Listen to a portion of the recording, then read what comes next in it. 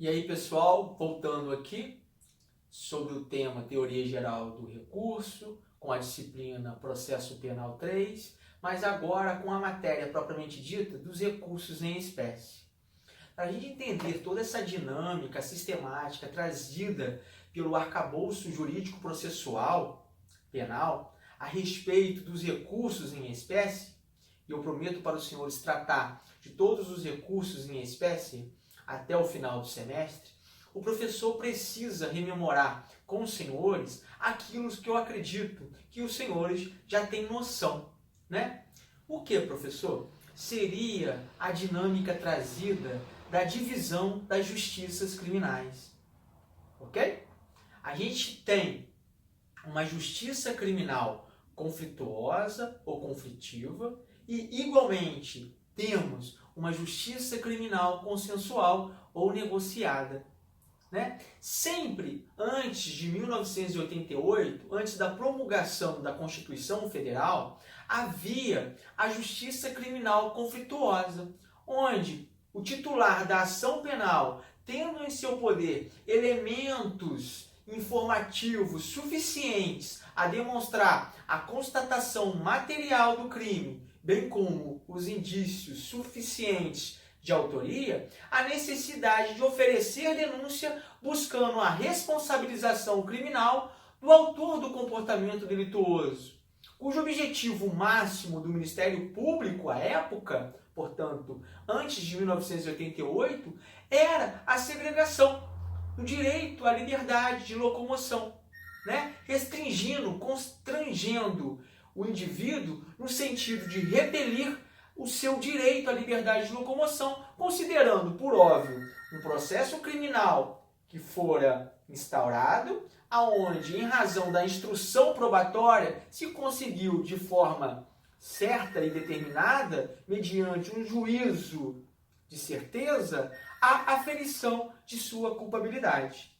Não existia a possibilidade no Ministério Público, antes de 1988, de negociar se iria ou não processar criminalmente o autor do comportamento delituoso, ainda que aquele comportamento delituoso tivesse uma repercussão social diminuta, ínfima, quase que insignificante.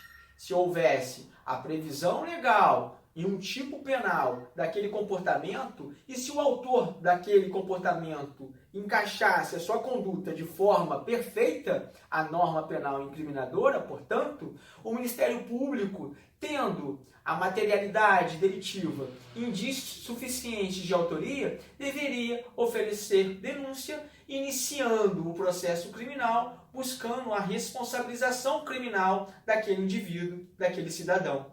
Não havia possibilidade, portanto, de se negociar Ministério Público e suposto autor do comportamento delituoso uma forma para se evitar o processo criminal. Se o Ministério Público, através da promotora ou do promotor de justiça, se esquivasse desta missão legal, ele iria lesar o princípio que todos sabemos, né? O princípio da obrigatoriedade da ação penal ou da legalidade da ação penal, podendo ser responsabilizado civil, administrativa e criminalmente.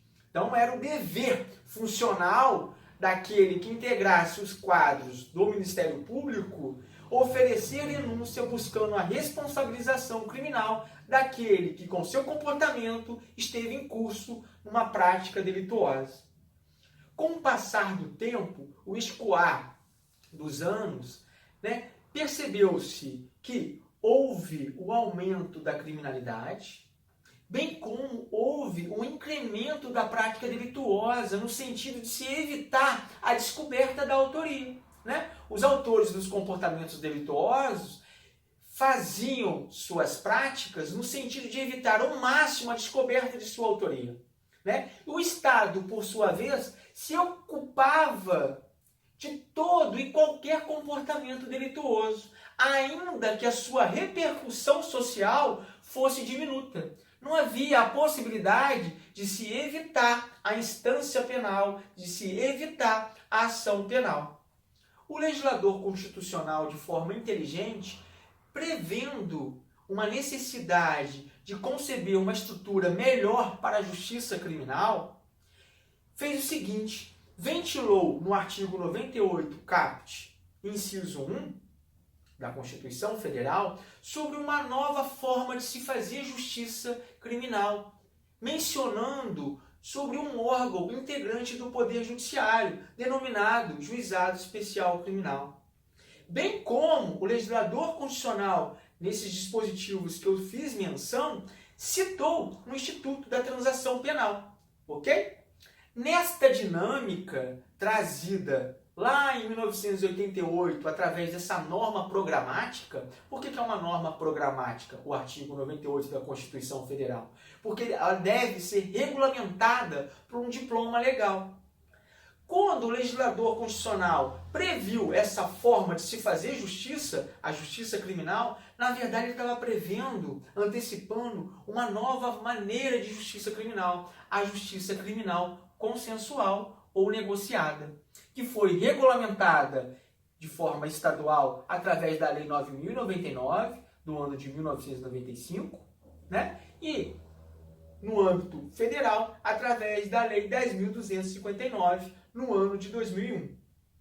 Por que eu estou fazendo menção a essas duas espécies de justiça criminal? Uma justiça criminal conflituosa, conflitiva, e uma justiça criminal negociada ou consensual. Porque a via recursal de ambas as justiças, apesar de terem os mesmos recursos pertinentes, tem algumas peculiaridades, algumas características que fazem diferenciar uma em relação à outra.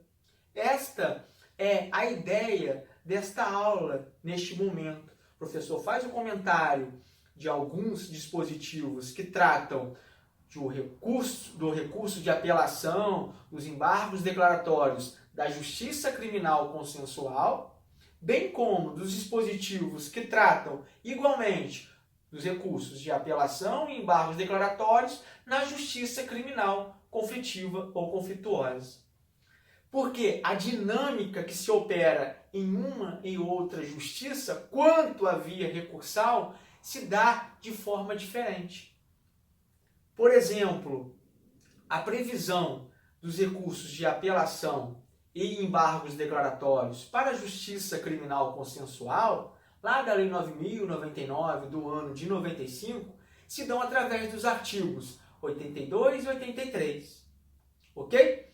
Já quanto à dinâmica trazida, pelo legislador infraconstitucional para os recursos de apelação e embargos declaratórios para a justiça criminal conflitiva, se dão pelos artigos 593 e seguintes do Código de Processo Penal e 382, quando trata dos embargos declaratórios, e por fim 619 e 620 do Código de Processo Penal. Só para trazer a título de curiosidade, uma informação, mas explicarei isso de forma online. Posteriormente eu posto mais vídeos para deixar marcado, registrado essa dinâmica de diferenciação da via recursal para uma justiça em relação à outra. O prazo recursal do recurso de apelação da justiça criminal consensual é de 10 dias. Para a justiça criminal conflitiva ou conflituosa, o prazo para interposição do recurso de apelação é de 5 dias. Nessa justiça criminal conflituosa ou conflitiva, pode a parte recorrente interpor o recurso, determinando que seja facultado vista dos autos para posterior apresentação das razões. Tem que ficar de olho aqui, gente, me desculpa, no tempo, se eu não consigo postar. Na justiça criminal consensual ou negociada, apesar do prazo ser maior do que em relação a outra justiça, a parte que está recorrendo tem um prazo de 10 dias, porém, neste prazo ele tem que interpor o recurso, bem como apresentar as razões. Isso é uma peculiaridade, é uma característica para diferenciar a interposição de um recurso de apelação na justiça criminal consensual em relação à interposição do recurso de apelação na justiça criminal conflitiva. Apesar de ser o mesmo recurso, a metodologia utilizada pelo legislador infraconstitucional é diferente e vocês devem saber isso para passar no exame de ordem no concurso público e advogar de forma esplêndida, perfeita, lapidar. Obrigado.